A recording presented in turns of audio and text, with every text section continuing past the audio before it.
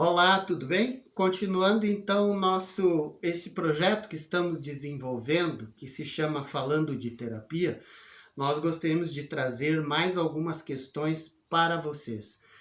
No vídeo anterior a gente falou sobre a importância da comunicação e que comunicação e relacionamento, eles são duas coisas muito semelhantes, né?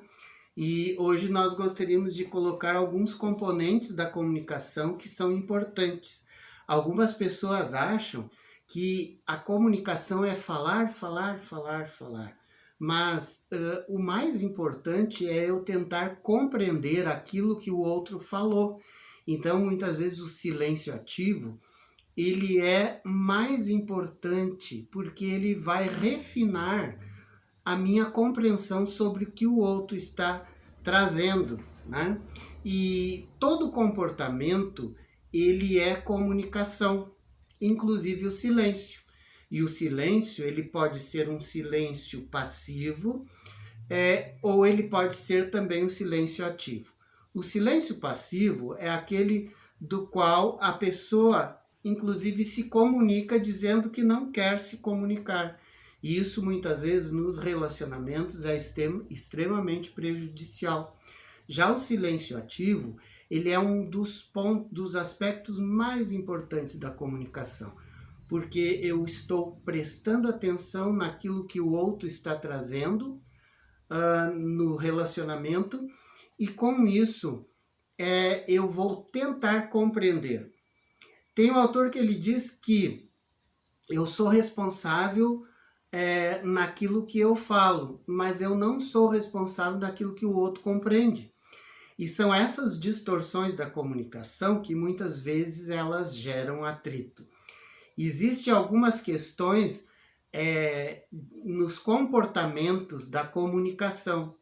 Um dos comportamentos de comunicação muito negativo para os relacionamentos, principalmente os relacionamentos conjugais, é o ataque, que são reações impulsivas, onde a pessoa perde o controle. E isso pode, inclusive, ir e gerar agressões físicas, né? Que é tão prejudicial nos relacionamentos. Existe um outro comportamento de comunicação que também é muito ruim para a boa comunicação e os relacionamentos, que é a evitação.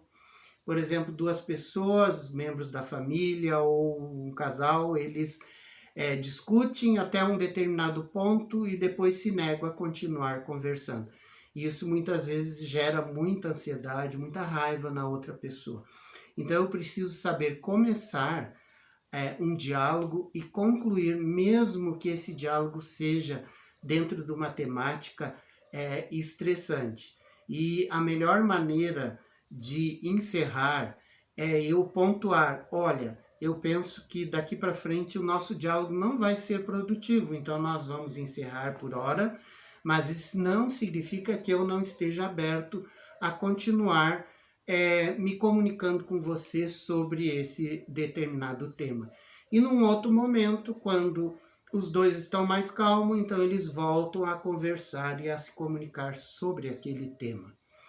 E existe também um outro comportamento de comunicação que é muito negativo, que é a submissão. Ela é uma postura de obediência, né? É a desistência de defender seu ponto de vista. Ok, muitas vezes, principalmente os casais, eles se embrenham e começa o combate, né, das ideias e acabam do combate das ideias indo para o ataque pessoal. E muitas vezes, quando um indivíduo não cede, o outro acaba se colocando numa posição passiva e ele acaba entrando numa postura de submissão. Ok, você quer assim, vou fazer. Ah, porque isso, aquilo. Ok, tudo bem. E daí não existe a construção de um diálogo e com isso o relacionamento fica cada vez mais empobrecido. E a melhor maneira do comportamento da comunicação, o melhor comportamento, né? Ele é a negociação, onde eu busco um acordo, né? Onde eu tento encerrar um conflito ou eu tento encerrar aquele momento daquela conversa, né? que não está sendo boa, é difícil, mas muitas vezes nós precisamos encarar e enfrentar essas dificuldades, né? E eu vou buscar um acordo, né? Para encerrar esse conflito. Eu vou escutar, eu vou pensar em alternativas mais satisfatórias para ambas as partes, né? Está aí dada mais uma dica, né, sobre relacionamento no nosso quadro falando de terapia. Amplia a tua consciência e com isso você vai ampliar e melhorar os teus relacionamentos. Tá feita a dica. Um grande abraço.